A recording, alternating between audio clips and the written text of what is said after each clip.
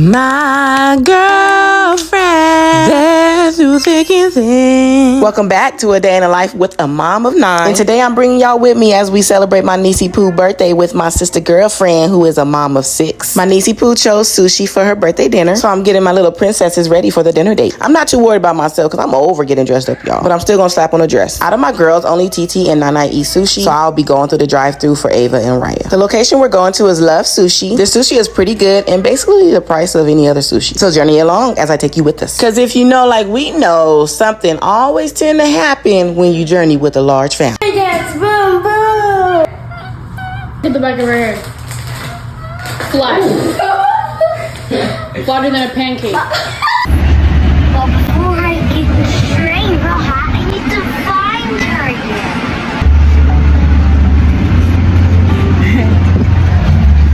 We are at Love Sushi. Today is my niecey Pooh's birthday.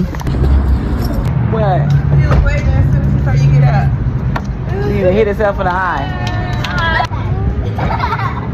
As our family, we have a silly habit of hanging around outside before we enter a building, and that's because we ready for the pictures, y'all. We trying to get some pictures. My siblings and I don't have any pictures of us when we were younger, and especially when we were a baby. We didn't even know what we looked like, so we tried to make sure that our children have something to look back on when they get older. And no matter how much they try to fight against these pictures, we remind them, y'all gonna thank us when you older.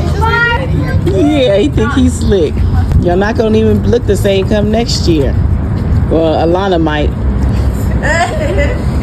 That's a good thing. I'll be young forever. Yeah, I know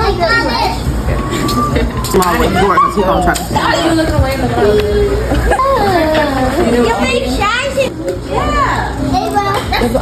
I ordered 2 orders of dumplings. They come in 6 pieces. I ordered the dumplings. They were so good. Guys, you have to go to Love Sushi. What else did you order? French fries. What did you order? Donuts.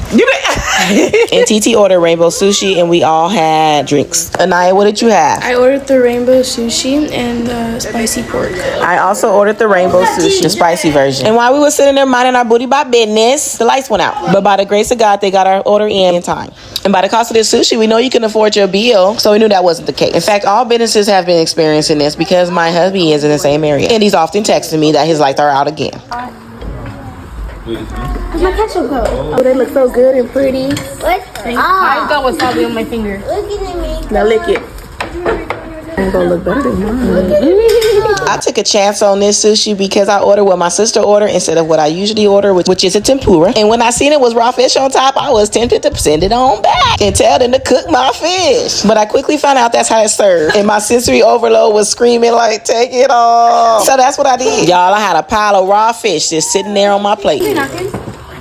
This owner handled this challenge so calmly. He was composed and explained that his lights were out. There was nothing he can do. He cannot see your order. And this was all we could get out before the lights went out. We didn't feel compelled or rushed to finish our meal just because the lights were out. The owners opened up the blinds, opened up the doors because the AC was out. It didn't even get hot right away. And we just enjoyed our time. The kids were even enjoying themselves. They were so well behaved. They even had little challenges sitting at their table where they challenged each other to try the wasabi, to take it in one bite and not chase it with any drink. My nephew did it first, then Anaya attempted, and then Tiana. One thing you'll learn in our family when challenges arise, not only will we find a positivity in it, we gonna turn something into a game. And by the look at TT's face, she already lost. Swallow that thing. Hey, swallow it. You gotta swallow it. Don't keep it in your mouth.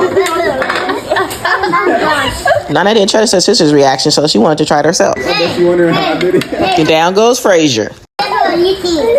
Here's where things got tricky. Write down our card information.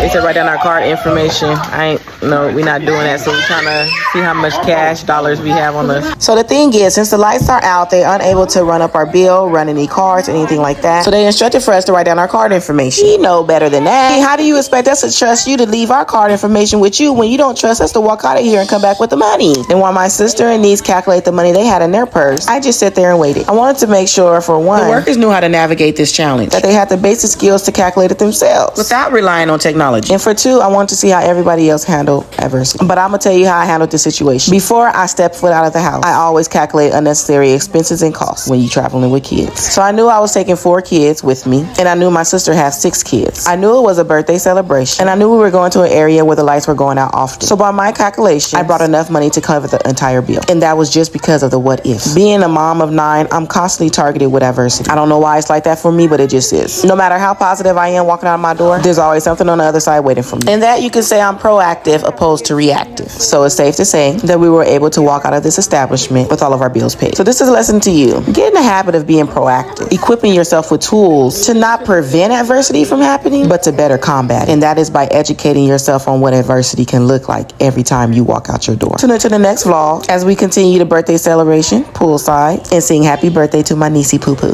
Love Sushi, we love you. Continue being great and nurturing an awesome family environment. Yes.